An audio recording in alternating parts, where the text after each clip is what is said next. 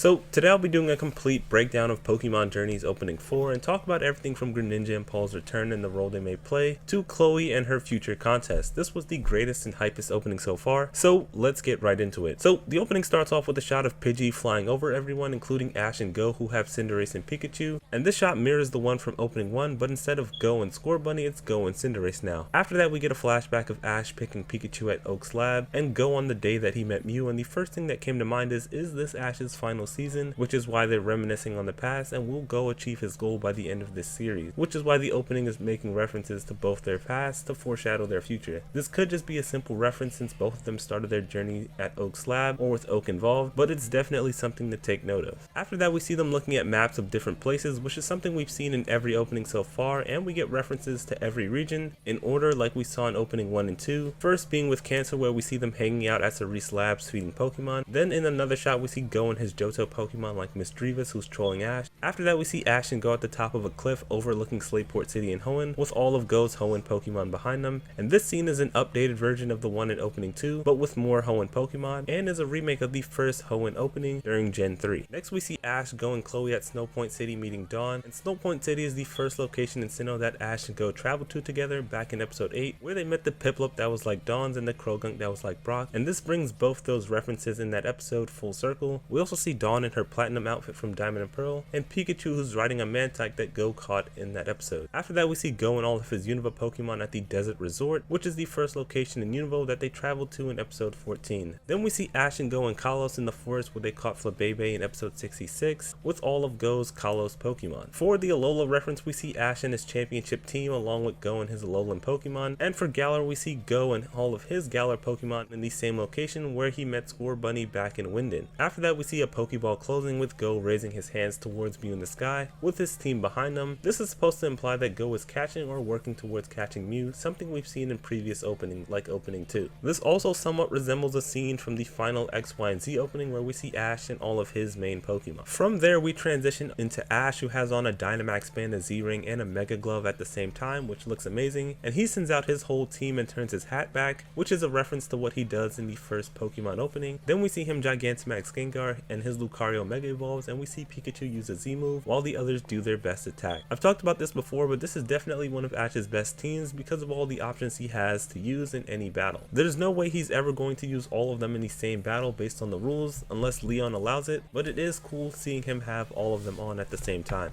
After that, we see Goh team up with Asahi and Tsurugi, who both have their Urshifu, and we see them going up against Regigigas and all of the Regis, including Regieleki and Regidrago. This is probably going to be one of the final Project Mew missions and will likely take place in the Crown Tundra, which is pretty cool. From that, we transition over into Ash, who's staring down Leon and his Gigantamax Charizard, and then Chloe, who's in May's exact ORAS contest outfit, which is 100% confirmation that she'll be in a contest. I've talked about this in one of my previous videos, but I think May or Serena will return for different reasons. But after seeing the contest outfit, I'm definitely leaning more towards May. The only problem is her voice actor retired, and apparently they don't want to recast her, which is why she may not return. But them giving her a reference with the ORAS outfit could mean otherwise. When it comes to the Serena perspective, in my last video I explained it in full, but in short, I think she could be the Sylveon trainer and help out Chloe with contests, since her Eevee did have the same bow that Serena's had. Moving on though, afterwards we see Team Rocket and nothing new is going on there. Then we get a brief glimpse at Gary and his team, who we know are showing up soon for Project Mew. Then we see the Alola crew, which includes Lillie and Gladion this time, which means that they'll likely be back from their mission the next time we see them. Unfortunately, this probably means that we're not going to see what actually happened,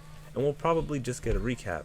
When it comes to Gladion, I know some people probably want to see him battle again, but I don't think we'll see him in the World Championships. After that, we see Wallace and Licia, who will likely appear for a Wallace Cup or contest of some kind, which will tie into Chloe and her outfit from earlier. This could also provide the perfect way to have Dawn, May, Chloe, and Serena in a contest at the same time, which would be pretty amazing. After that, we see Iris, who has already appeared and will likely be in the Masters 8, and then Piers and Marnie, who Ash battled in episode 99. Then we see Clemont and Bonnie, who I can't wait to see again. I talked about them in my last video, but I think it'll only be a one-off episode appearance. What surprised me though is that we didn't see Serena in this opening at all.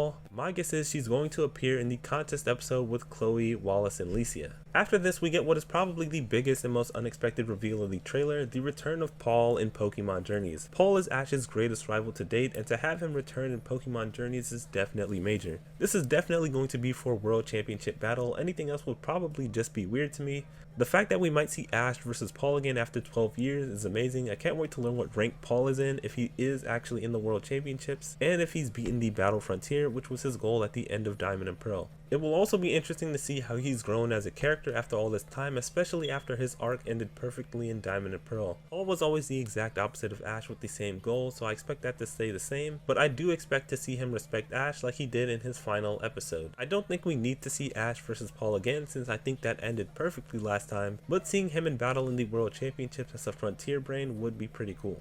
After that, we see Tokyo/Horus with his Pokemon, followed by the return of everyone's favorite water type starter, Greninja. And I talked about this potentially happening, but the fact that this is actually happening is unreal. I kind of want Greninja to rejoin Ash's team and replace Dracovish or someone. This probably won't happen, but it would be great to see Greninja rejoin Ash's team at least once in the World Championships. At the bare minimum, I want to find out what Greninja has been up to, and I want him to return to the lab, and I need at least one Ash Greninja battle. Can you imagine how great it would be if Greninja took out Leon's Charizard to help Ash become world champion? That would be the ultimate redemption after its loss to Charizard. There are so many possibilities with Greninja, I can't wait to see how it all plays out. Getting back to the opening though, the last things we see are Ash battling Leon with Mega Lucario clashing with Gigantamax Charizard, using a giant Aura Spear, which is pretty interesting. I wonder if it'll have something to do with the result of Ash and Lucario training together or just their bond. The last opening ended with Pikachu battling base Charizard, and in this one we see Lucario battling with Gigantamax Charizard. It'll be interesting to see how this all plays out when it eventually happens. After that, the opening ends with Ash and Goh with their main team.